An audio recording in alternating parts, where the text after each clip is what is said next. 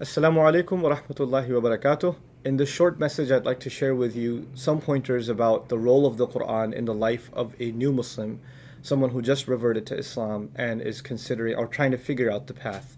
In the very beginning, because Islam is such an ocean of knowledge and the Quran itself is such an ocean of knowledge, it can actually be pretty intimidating and just to even think about where to begin.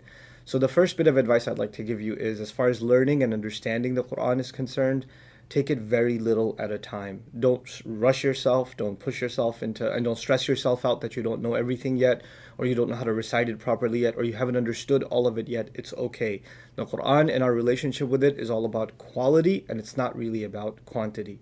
The second thing is, immediately because as you become Muslim, you feel the pressure to want to pray exactly the same way that all the other Muslims pray in Arabic, and that's quite a long journey. You should take your time and memorize the surahs.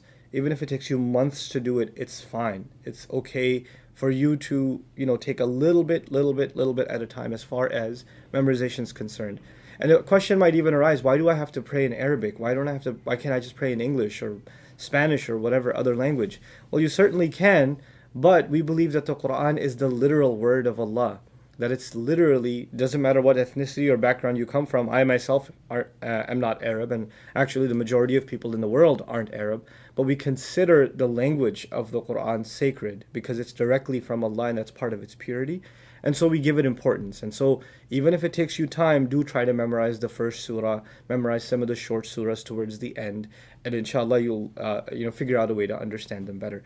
Finally, in this short message, what I want to share with you is in studying the Quran or reading even a little bit about the meanings of the Quran or listening to the explanation of the Quran in translation, uh, just keeping that going a little bit at a time also and continuously is very important, not just for new Muslims, but actually for every Muslim, because it's our spiritual lifeblood.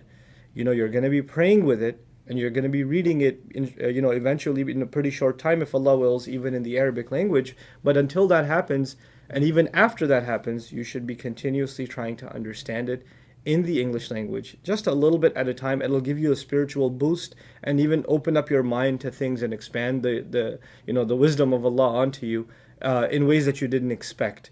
So I pray that you're able to do that and sustain a healthy relationship and a continuously growing relationship with the Quran in your life, and congratulations on your Islam.